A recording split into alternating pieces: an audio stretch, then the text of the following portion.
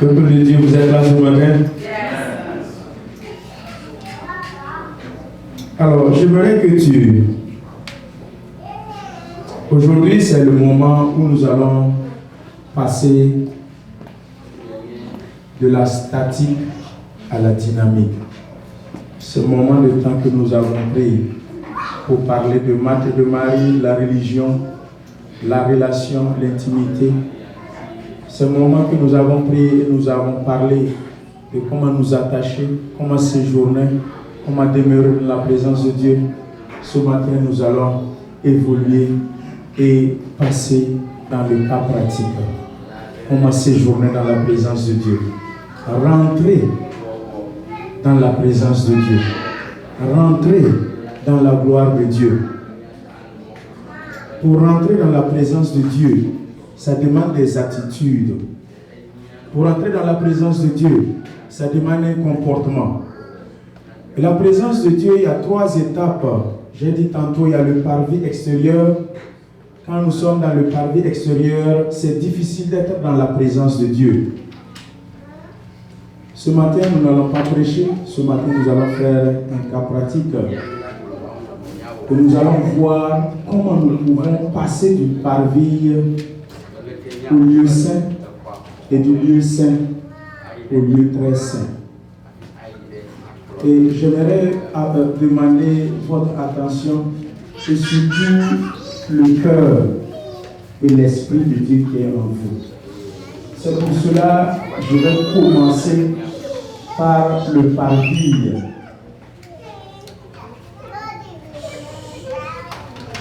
Vous êtes dans le milieu qui est nous va trouver ça. Les enfants, que Dieu vous bénisse. Amen.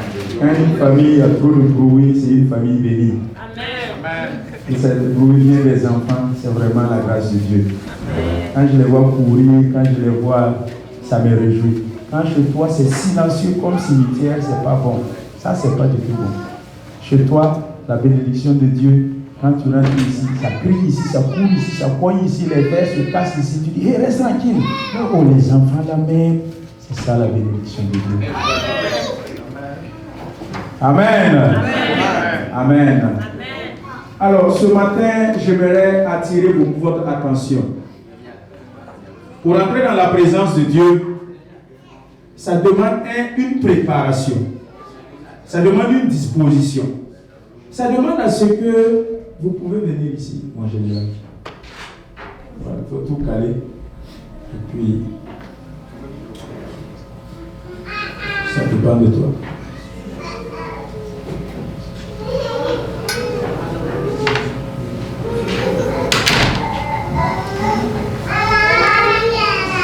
Acclamons pour notre technicien, en général.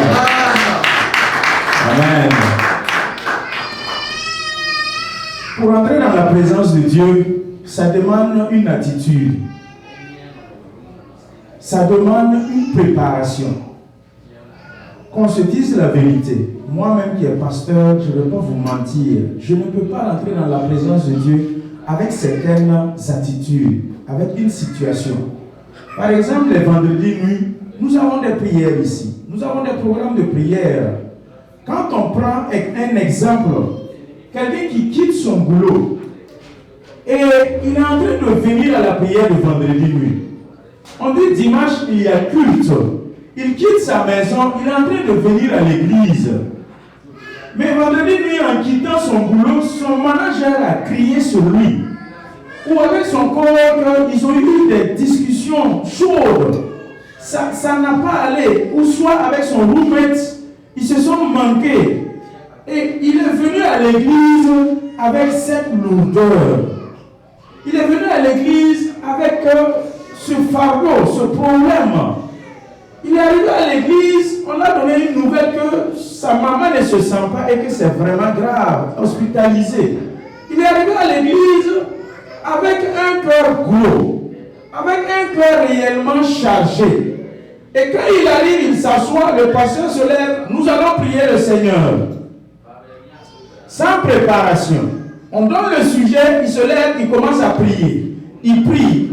En réalité, il ne prie pas. Il fait du bruit, c'est de la récitation. Rien ne sort de son cœur, puisque son cœur n'est pas encore préparé.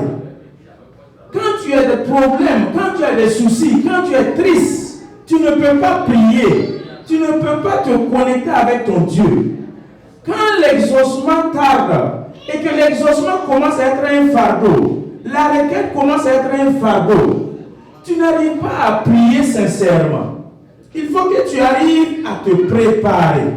Si tu as un problème avec un frère ou une soeur, et à l'église vous arrivez, vous vous dépassez. À peine même si vous vous êtes vu, vous ne vous êtes même pas salué.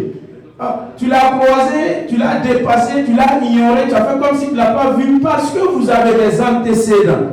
Parce que hier ou avant-hier, vous vous êtes manqué. Et vous êtes assis à l'église.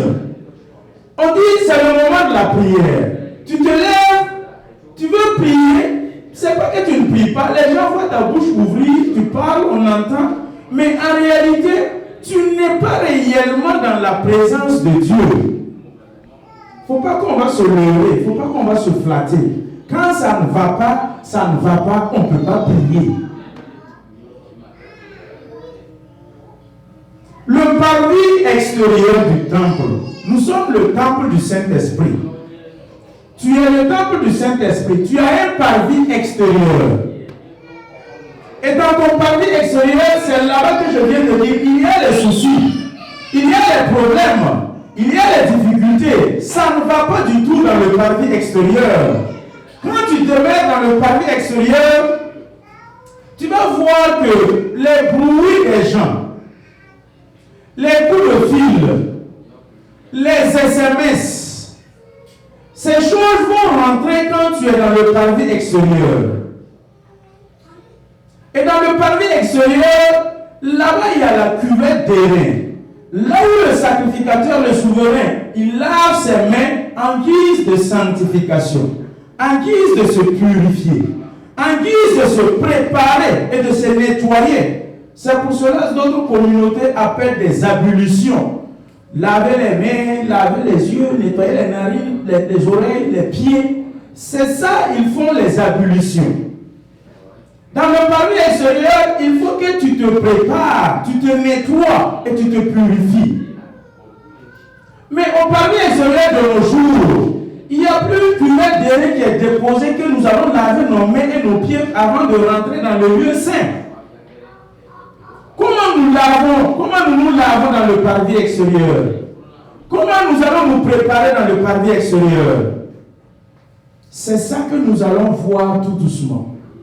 Quand tu veux rentrer dans la présence de Dieu, il y a ton parvis extérieur qui est là.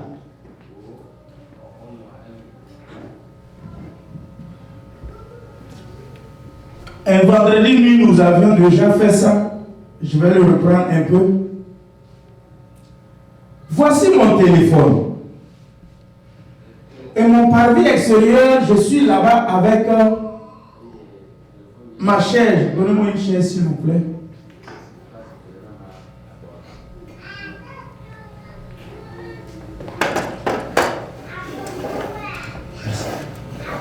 Dans le parvis extérieur, je veux prier. Mais je ne suis pas loin de mon téléphone. Mon téléphone est à côté.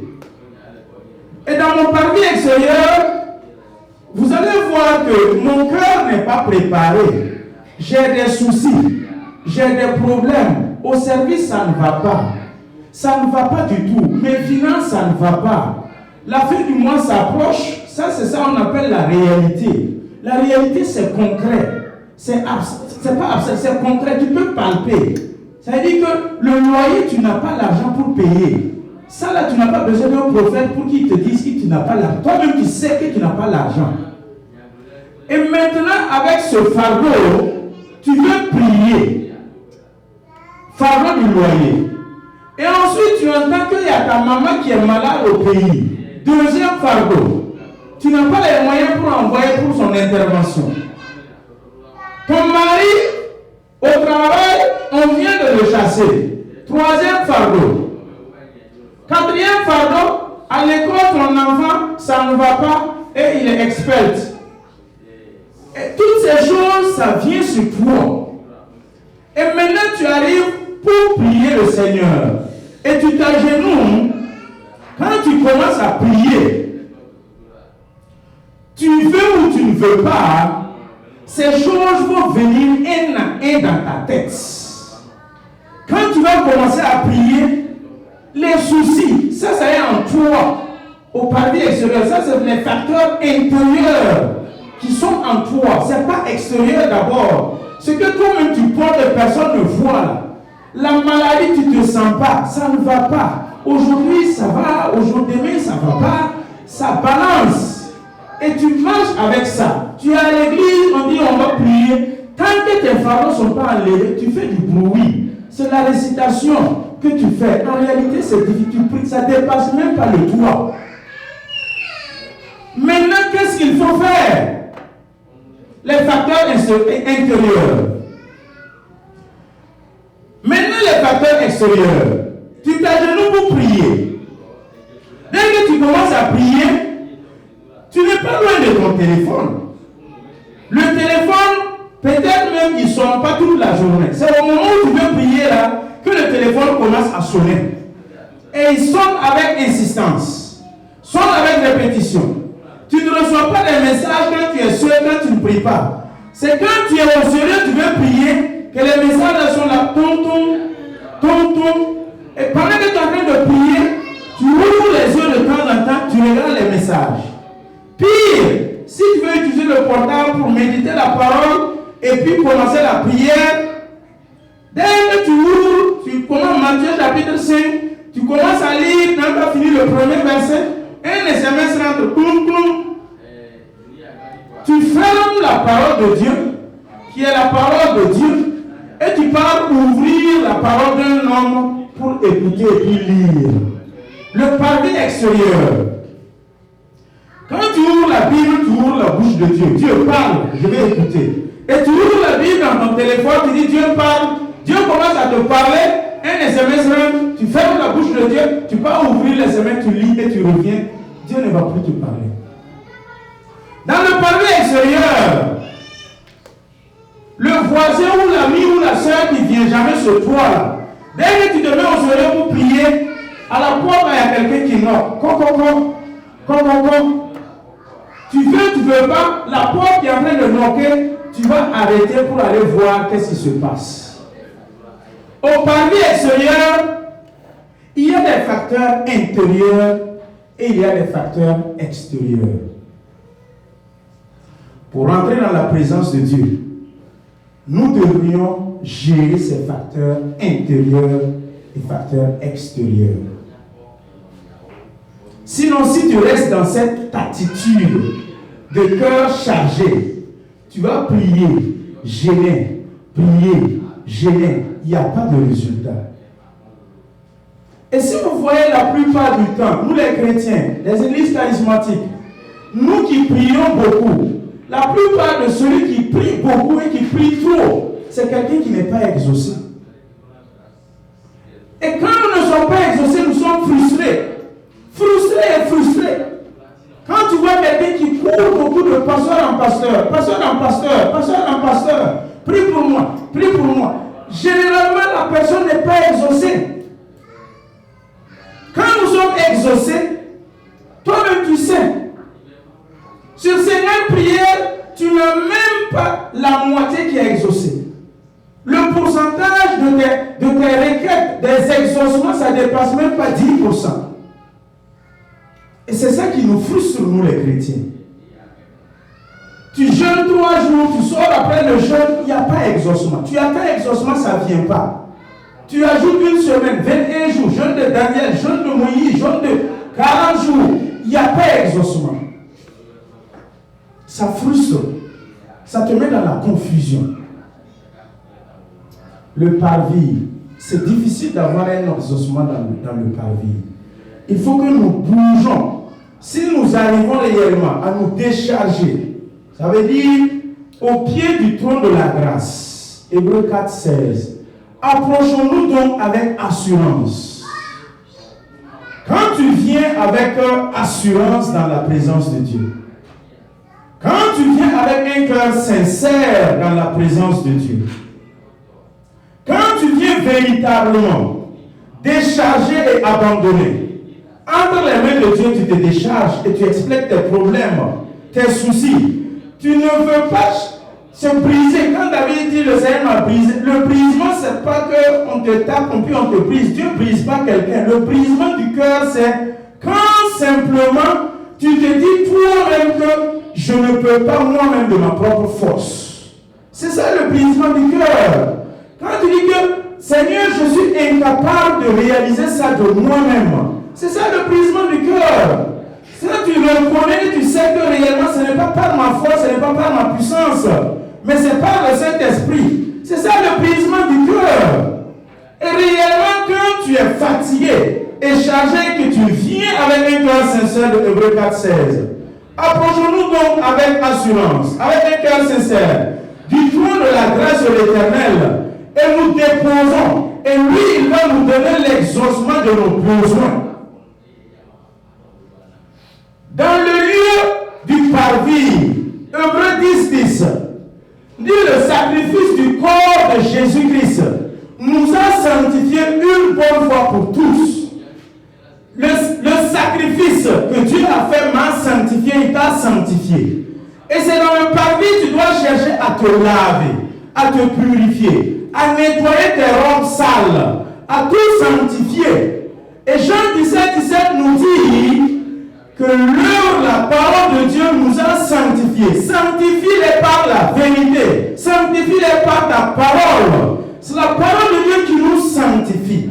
Et dans le lieu du parvis, nous devrions chercher à laver nos robes sales. Le brisement se passe dans le parvis. Et tu bouges maintenant du parvis, il n'y a plus le téléphone. Maman malade, il n'y en a plus dans ta tête. C'est pas que il y en a, c'est pas que